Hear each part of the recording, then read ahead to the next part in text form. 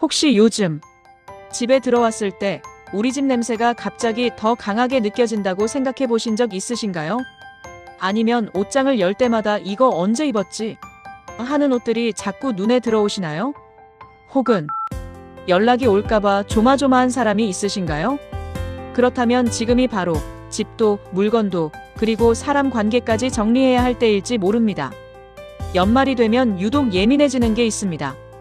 공기, 냄새, 오래 묵힌 물건들, 그리고 사람 사이의 작은 거리. 평소에는 아무렇지 않던 것도 이 시기에는 마음속에 툭 하고 걸려오죠. 오늘은 그 지점을 본격적으로 이야기해 보려 합니다.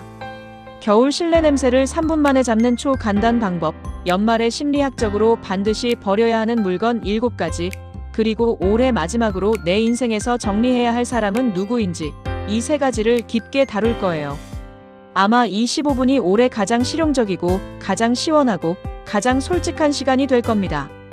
그럼 첫 번째 이야기부터 시작하겠습니다. 1부, 겨울에 실내 냄새 잡는 초간단 방법. 겨울이 되면 누구나 집안 냄새 때문에 고민을 합니다. 왜냐하면 창문을 열 일이 줄어들고 난방 때문에 공기가 건조하게 갇히기 때문이죠. 이때 나는 냄새는 우리 집 고유의 냄새가 아니라 옷, 이불, 음식, 심지어 벽지에서도 배어나오는 복합적인 냄새입니다. 그렇다면 겨울에 가장 효과적인 냄새 잡는 법은 무엇일까요? 5가지 방법을 알려드릴게요. 첫 번째, 전략적 3분 환기.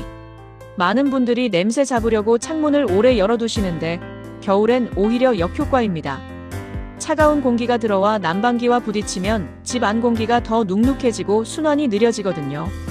가장 효과적인 건 딱 3분, 반대편 창 2개를 동시에 여는 거예요. 이걸 3분 크로스 환기라고 합니다. 실제 실험에서도 가장 빠르게 냄새와 미세먼지를 밖으로 밀어내는 방법이라고 하죠. 딱 3분만 열어도 공기가 확 바뀌었네 하고 느낄 수 있습니다. 두 번째, 보일러 말리는 시간 확보. 겨울엔 옷이 잘 안 마르죠. 수분이 벽지와 가구에 착 달라붙습니다. 이게 냄새의 원인이에요. 하루에 10분만 보일러를 쾌적 모드 혹은 건조 모드로 돌려보세요. 그냥 온도 높이는 것과 전혀 다릅니다. 그리고 숨은 팁 하나 알려드릴게요. 베이킹소다를 작은 접시에 담아 환기구 근처에 두면 진짜 기가 막힙니다. 습기와 냄새를 동시에 잡아줘요. 세 번째, 섬유 냄새의 핵심은 커튼. 사람들이 가장 많이 놓치는 부분이 있습니다. 바로 커튼이에요. 이불도 세탁하고 옷도 빨았는데 왜 냄새가 계속 돌까? 정답은 커튼 때문입니다. 커튼은 집에서 가장 큰 섬유 덩어리라 냄새를 가장 많이 머금습니다. 겨울엔 세탁이 어렵죠? 그럴 땐 스팀 다리미로 5분만 스치듯 지나가세요. 냄새균이 확 줄어듭니다. 네 번째, 화장실 냄새는 방향제가 아니라 물기 제거. 방향제 10개 놓아도 화장실 냄새가 잡히지 않는 집이 있습니다. 이유는 딱 하나. 물기 때문입니다. 샤워 후 고정 선풍기 하나만 틀어두세요. 혹은 10분간 문거리에 걸어두는 작은 타월로 물기만 훑어내도 냄새가 절반은 사라집니다. 5번째, 냄새는 집이 아니라 물건에서 난다. 특히 겨울엔 외투 한 벌, 머플러 한 장에서 냄새가 순식간에 퍼집니다. 입는 빈도 높은 외투는 햇빛에 하루 30분 걸어두기만 해도 냄새균이 90% 이상 죽습니다. 비용도 안 들고 효과는 확실합니다. 이 5가지만 해도 겨울철 실내 냄새는 거의 사라집니다. 집이 갑자기 상쾌해졌네 하실 정도로 효과가 좋아요. 자, 이제 두 번째 이야기로 넘어가 보겠습니다. 2부. 연말에 꼭 버려야 할 물건 7가지. 연말은 정리의 계절입니다. 심리학에서는 물건을 정리하면 마음의 공간도 정리된다고 말합니다. 특히 아래 7가지는 버리는 순간 머리가 가벼워지고 스트레스가 줄어드는 물건들이에요. 첫 번째, 1년 넘게 안 입은 애증의 옷. 사실 여러분도 알고 있죠. 내가 다시는 이 옷 안 입겠다는 거. 버리기 아까운 건 돈 때문이지 옷 때문이 아닙니다. 하지만 심리학적으로 입지 않는 옷을 붙잡고 있을수록 과거의 내가 만든 실수를 계속 떠올리게 됩니다. 올해는 과감하게 내보내세요. 두 번째, 선물 받았지만 마음에 안 드는 물건. 버리긴 그렇고 준 사람 생각하면 이라고 생각하시죠? 하지만 여기엔 단순한 물건 이상의 감정이 쌓여 있어서 보는 순간 에너지가 소모됩니다. 내 공간에는 내가 좋아하는 물건만 두어도 충분합니다. 세 번째, 오래된 종이 영수증과 설명서. 필요 없다는 걸 100% 알고 있지만 어딘가에 쌓여 있는 물건. 이게 바로 눈에 안 보여도 스트레스 주는 대표 물건입니다. 오늘 10분만 투자해서 싹 정리해 보세요. 네 번째, 고장났지만 언젠가 고칠 것 같은 물건. 솔직히 말씀드릴게요. 절대 안 고칩니다. 그리고 그 물건이 집에 있는 동안 언제 하지? 라는 부담감이 계속 남습니다. 심리학에서는 이를 보이지 않는 숙제라고 부릅니다. 지금 버리는 게 마음 건강에도 이로워요. 다섯 번째, 기한 지난 약품과 화장품. 특히 약은 기한 지난 순간 효과가 거의 없습니다. 거기다 집안에 작은 불안을 만드는 물건이에요. 연말에 한번 정리하면 훨씬 안정감을 느낄 수 있습니다. 여섯 번째, 마음에 안 맞지만 억지로 사용하는 생활용품. 수건, 컵, 접시, 작은 가전, 왜냐하면 그냥 있으니까 쓰는 물건들이죠. 하지만 이 물건들은 작게나마 에너지 누수를 일으킵니다. 좋아하는 걸로 바꾸는 것만으로 삶의 만족도가 실제로 올라간다는 연구가 많습니다. 일곱 번째, 나와 감정적으로 연결된 낡은 물건. 헤어진 사람과의 사진, 이미 지나간 시대의 상징 같은 물건들. 이런 물건을 버리는 건 과거를 버리는 게 아니라 과거에서 자유로워지는 과정입니다. 이 7가지는 대부분 집마다 하나씩 꼭 있습니다. 그리고 이걸 버리면 집보다 마음이 먼저 가벼워집니다. 이제 마지막 이야기입니다. 아마 오늘 대본에서 가장 깊은 이야기일 거예요. 3부. 올해 마지막으로 내 인생에서 정리해야 할 사람은 누구일까? 물건을 정리하는 건 쉽습니다. 하지만 사람을 정리하는 건 어렵죠. 연말엔 우리가 더 솔직해집니다. 올해 내 마음을 불편하게 했던 사람, 연락이 올까 조마조마했던 사람, 만나면 기분이 다운되는 사람. 이 관계를 그냥 두는 게 오히려 더 큰 손해일 수도 있습니다. 여기서 중요한 건 누굴 끊어야 하냐가 아니라 누굴 붙잡지 말아야 하느냐 라는 겁니다. 사실 우리는 관계를 정리하는 게 두렵습니다. 내가 너무 이기적인 건 아닐까? 나중에 후회하면 어떡하지? 이런 생각 때문에 망설이죠. 하지만 관계를 정리하는 건 상대를 미워하는 게 아니라 나를 지키는 행동입니다. 지금부터 구체적으로 어떤 사람을 정리해야 하는지 이야기해 볼게요. 첫 번째, 나를 반복적으로 지치게 하는 사람. 만나면 기운이 빠지고 대화하면 마음이 답답해지고 그 사람이 떠나면 안도의 숨이 나오는 관계. 이건 이미 답이 나와 있는 관계입니다. 구체적으로 어떤 사람일까요? 예를 들어 만날 때마다 부정적인 이야기만 쏟아내는 사람. 자기 불평은 끝도 없이 하면서 내 이야기는 들어주지 않는 사람. 매번 만나고 나면 왜 만났지? 하는 후회가 드는 사람이요. 심리학에서는 이런 관계를 에너지 뱀파이어라고 부릅니다. 이들은 의도적으로 나쁜 사람이 아닐 수도 있어요.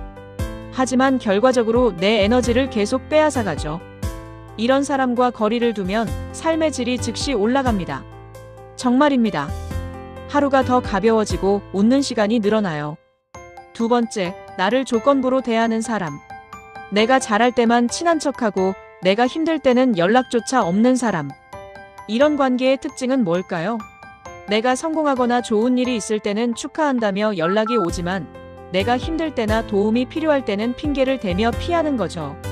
더 구체적으로 말하면 내가 좋은 직장에 다닐 때는 자주 연락하다가 퇴사하면 연락이 끊기는 사람. 내가 무언가 줄 수 있을 때만 가까이 오는 사람이에요.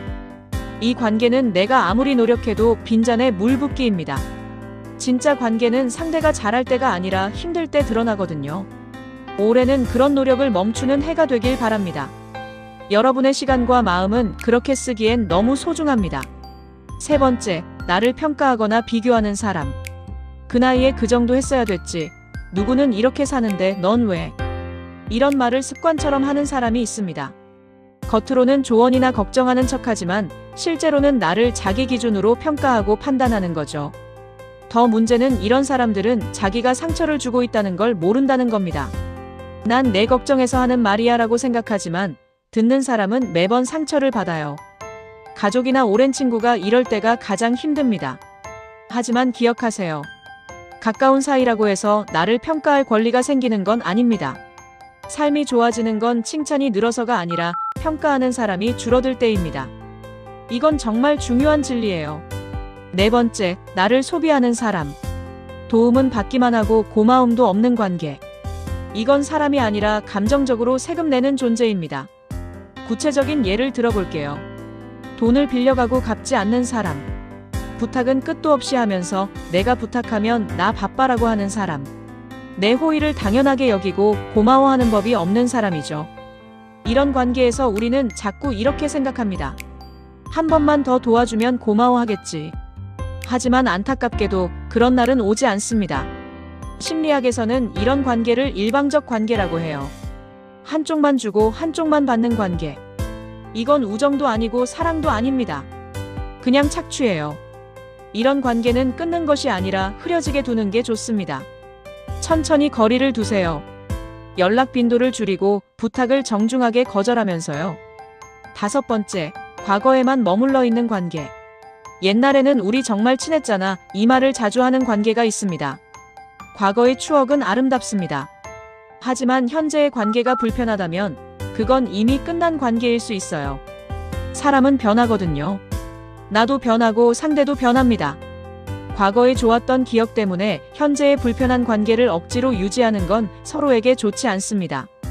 아름다운 추억은 마음속에 간직하되 현재의 관계는 솔직하게 바라봐야 해요. 여섯 번째, 나의 성장을 방해하는 사람. 너는 그냥 이대로가 좋아. 괜히 무리하지 마. 이런 말을 자주 하는 사람이 있습니다. 겉으로는 나를 걱정하는 것 같지만 실제로는 내가 성장하거나 변화하는 걸 원하지 않는 거죠. 왜 그럴까요? 때로는 내가 성장하면 자신이 뒤처질까봐 불안해하는 겁니다.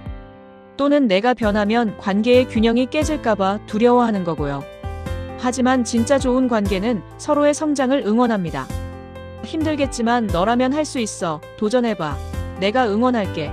이런 말을 해주는 사람이 진짜 내 편이에요. 일곱 번째, 경계를 존중하지 않는 사람. 우리 사이에 그런 게 어딨어? 이 말로 내 경계를 무너뜨리려는 사람이 있습니다. 내가 이건 좀 불편해. 혹은 이런 건 하기 싫어라고 말했을 때 이걸 존중하지 않고 계속 밀어붙이는 사람이죠. 건강한 관계는 서로의 경계를 존중합니다. 내가 싫다고 한 걸 계속 강요하거나 내 개인적인 영역을 침범하는 건 사랑이 아니라 통제예요.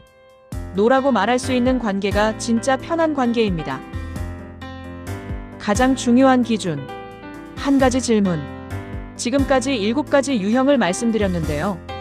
결국 오래 정리해야 할 사람은 이 질문 하나로 결정할 수 있습니다. 이 사람을 만난 후 나는 더 좋은 사람이 되었는가? 이 질문에 솔직하게 답해보세요. 그 사람을 만나고 나면 내가 더 긍정적이 되나요? 더 나은 선택을 하게 되나요? 더 성장하고 싶어지나요? 아니면 반대로 그 사람을 만나고 나면 나도 부정적이 되고 나쁜 습관이 생기고 자존감이 낮아지나요? 만약 후자라면 그 사람은 내 인생에서 주연이 아니라 그냥 스쳐 지나가는 조연일 뿐입니다. 조연을 붙잡느라 주연인 내가 힘들 필요는 없죠. 관계 정리, 어떻게 시작할까? 그래, 알겠어. 근데 어떻게 정리하지? 이렇게 생각하실 수 있어요. 관계 정리는 꼭 극적일 필요가 없습니다. 드라마처럼 우리 이제 만나지 말자라고 선언할 필요도 없어요. 그냥 천천히 거리를 두면 됩니다. 연락 빈도를 줄이고 만남을 정중하게 거절하고 내 에너지를 다른 곳에 쓰면 돼요. 죄책감을 느낄 필요도 없습니다. 나를 지키는 건 이기적인 게 아니라 성숙한 거예요. 건강하지 않은 관계를 끌고 가는 게 오히려 서로에게 더 안 좋을 수 있거든요. 마지막으로 하나만 더 말씀드릴게요. 관계를 정리한다고 해서 그 사람이 나쁜 사람이 되는 건 아닙니다. 그냥 우리가 서로에게 맞지 않는 것뿐이에요. 그리고 그건 괜찮습니다. 모든 사람과 좋은 관계를 유지할 필요는 없어요. 소수의 진짜 좋은 사람들과 깊은 관계를 맺는 게 훨씬 더 가치 있습니다. 집의 냄새도, 집의 물건도, 그리고 관계도 결국 같은 원리입니다. 불필요한 것을 비워야 새로운 것이 들어옵니다. 올해 마지막 정리는 집보다 마음이 먼저입니다. 그걸 오늘 여러분과 함께 했다는 것만으로도 올해 한 페이지를 잘 덮은 셈입니다. 오늘 영상이 도움이 되셨다면 좋아요와 구독 부탁드려요. 그리고 댓글로 여러분은 올해 무엇을 정리하실 건지 나눠주시면 좋을 것 같습니다. 따뜻한 겨울, 그리고 편안한 연말 보내세요. 감사합니다.